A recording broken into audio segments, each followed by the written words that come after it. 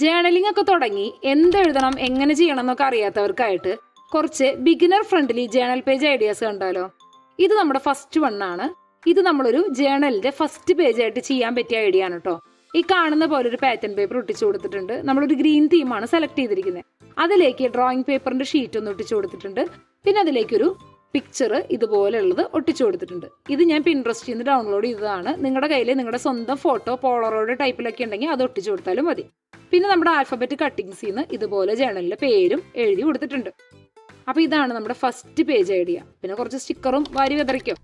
ഇതാണ് നമ്മുടെ second one. ഇത് നമ്മളൊരു എബൌട്ട് മൈസെൽഫ് എന്നുള്ള തീമിലാണ് ചെയ്തിരിക്കുന്നത്. അതായത് നമുക്ക് നമ്മളെ കുറിച്ച് എന്തെങ്കിലുമൊക്കെ എഴുതണം തോന്നില്ലേ, അതങ്ങനെ തോന്നുമ്പോൾ എഴുതാൻ പറ്റിയൊരു പേജാണിത്. അപ്പൊ ഇതുപോലെ തന്നെ പിൻട്രസ്റ്റിൽ നിന്നൊരു പിക്ചർ ഡൗൺലോഡ് ചെയ്ത് പ്രിന്റ് എടുത്ത് ഒട്ടിച്ചു കൊടുത്തിട്ടുണ്ട്. പിന്നെ വാഷി ടൈപ്സും സ്റ്റിക്കേഴ്സ് ഒക്കെ വെച്ച് മാക്സിമം ഒന്ന് കളറാക്കിയിട്ടുണ്ട്. പിന്നെ എഴുതണം തോന്നിയ കാര്യം ഒന്ന് എഴുതിയും വെച്ചിട്ടുണ്ട്. പിന്നെ മീ എന്നൊരു ഹെഡിങ്ങും കൊടുത്തിട്ടുണ്ട്. ഇതും നമ്മുടെ ആൽഫബറ്റ് കട്ടിങ്ങിൽ തന്നെയാണ് കേട്ടോ, ആ എമ്മും മീ ഒട്ടിച്ചിരിക്കുന്നത്. അടുത്തത് നമ്മുടെ തേർഡ് വൺ. ഞാനിവിടെ ചെയ്തിരിക്കുന്നത് പ്ലേലിസ്റ്റുകളൊക്കെ ഒന്ന് എഴുതി വെക്കാൻ വേണ്ടിയിട്ട് ഒരു പേജാണ്. അതായത് ഫേവറേറ്റ് പ്ലേലിസ്റ്റ് ഒക്കെ ഒന്ന് എഴുതി വെക്കാം. അപ്പോൾ ഇഷ്ടമുള്ള പാട്ടുകൾ എല്ലാവർക്കും ഉണ്ടാവുമല്ലോ.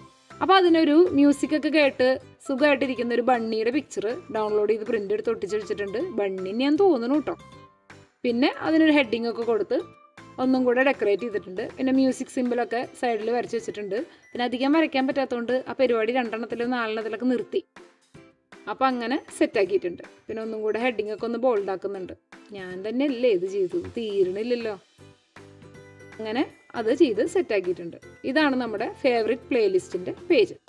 അടുത്തത് നമ്മൾ ചെയ്യുന്നത്, നമുക്ക് എല്ലാവർക്കും ഫേവറേറ്റ് ആയിട്ടുള്ള കുറേ ഫുഡ് ഐറ്റംസ് ഉണ്ടാവും.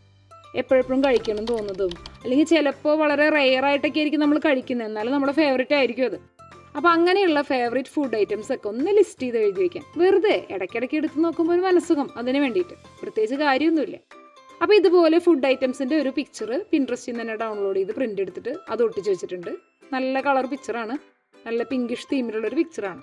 പിന്നെ നമ്മുടെ ഫുഡൊക്കെ എഴുതി ഇങ്ങനെ ലിസ്റ്റാക്കി എഴുതി കൊടുക്കുന്നുണ്ട്. നിങ്ങൾക്കൊരു എസ്സേ പോലെ ഇങ്ങനെ സെൻറ്റൻസ് ഒക്കെ വെച്ച് എഴുതണമെങ്കിൽ അങ്ങനെ എഴുതിക്കോട്ടെ. എനിക്ക് ഇഷ്ടപ്പെട്ടത് അങ്ങനെയൊക്കെ ആ ഒരു തീമിലൊക്കെ എഴുതണമെങ്കിൽ അങ്ങനെ എഴുതിക്കോ. എനിക്കതിന് നേരമില്ല, അതുകൊണ്ട് ഞാൻ ഇങ്ങനെയാണ് എഴുതിയത്. അപ്പോൾ അങ്ങനെ അതൊക്കെ എഴുതി വെച്ചിട്ട് നമ്മുടെ ഫേവറേറ്റ് ഫുഡ് ഐറ്റംസിൻ്റെ പേജും ഇതുപോലെ റെഡി ആയിട്ടുണ്ട്. പിന്നെ അടുത്തതാണ് ഏറ്റവും സിംപ്ലസ്റ്റ് സാധനം. നമ്മുടെ വേട്ടമൃഗം സ്റ്റിക്കർ വാരി വെതറിയിട്ടുണ്ട്. മാക്സിമം സ്റ്റിക്കർ ഒട്ടിച്ച് ആ പേജ് കവർ ചെയ്തിട്ടുണ്ട്. കാരണം നമുക്ക് എഴുതാൻ മടിയാണ്, അതുകൊണ്ട് മാക്സിമം സ്റ്റിക്കർ ഒട്ടിച്ചിട്ടുണ്ട്. ഇനി കുറേ അധികം എഴുതണമെന്നുള്ളവരാണെങ്കിൽ ഈ ഐഡിയ ചെയ്യുമ്പോൾ സ്റ്റിക്കറിൻ്റെ എണ്ണം ഒന്ന് കുറച്ചാൽ മതി. പിന്നെ ഇതുപോലെ അതിന് മാച്ചായിട്ട് നിൽക്കുന്ന ഒരു മാർക്കർ എടുത്ത് ഒന്ന് ഔട്ട്ലൈനൊക്കെ കൊടുത്തിട്ടുണ്ട്. എൻ്റെ കയ്യിൽ ഈ കറക്റ്റ് ഈ ഇവരുടെ ഡ്രസ്സിൻ്റെ കളറിലുള്ള മാർക്കറൊന്നും കിട്ടിയില്ല ആ സമയത്ത്, അതുകൊണ്ടാണ് ഈ കളർ എടുക്കുന്നത് കേട്ടോ. നിങ്ങൾക്ക് ഇഷ്ടമുള്ള കളർ എടുക്കാം. എന്നിട്ട് ഇതുപോലെ ഔട്ട്ലൈനൊക്കെ കൊടുക്കുക. പിന്നെ അതിൻ്റെ ഉള്ളിൽ നമുക്ക് എഴുതാനുള്ളത് എഴുതാം. തീരെ ഒന്നും എഴുതാൻ ഇഷ്ടമില്ലാത്തവരാണെങ്കിൽ ഈ പേജ് നിറച്ചങ്ങ് സ്റ്റിക്കർ ഒട്ടിച്ച് വെക്കുക. അതിന് നമുക്ക് സ്റ്റിക്കർ ജേണലിംഗ് എന്നും പറയാം. അങ്ങനെ ഒരു ടൈപ്പ് ഓഫ് ജേണലിംഗ് ഉണ്ട്. അപ്പോൾ അങ്ങനെ നമ്മുടെ 5 ജേണൽ ഐഡിയാസും ഇവിടെ കംപ്ലീറ്റ് ചെയ്തിട്ടുണ്ട്.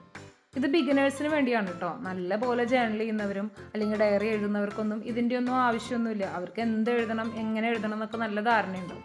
അപ്പോൾ ആദ്യമായിട്ട് ജേണലിംഗ് തുടങ്ങാൻ ആഗ്രഹിക്കുന്നവർ, അല്ലെങ്കിൽ തുടങ്ങി പക്ഷെ ഒന്നും നടക്കുന്നില്ല, അങ്ങനെയൊക്കെ തോന്നുന്നവർക്ക് പറ്റിയ കുറച്ച് കുഞ്ഞു ഐഡിയകളാണ്. അപ്പോൾ ചെയ്തു നോക്കുക. ചെയ്തു നോക്കി ഇഷ്ടപ്പെട്ട എന്തായാലും ലൈക്ക് ചെയ്യുക, ഷെയർ ചെയ്യുക, സബ്സ്ക്രൈബ് ചെയ്യുക. പിന്നെ നിങ്ങളുടെ കമൻസൊക്കെ കാണുന്നില്ല, അപ്പോൾ നിങ്ങളുടെ അഭിപ്രായങ്ങളൊക്കെ കമൻറ്റുകളായിട്ട് വരട്ടെ.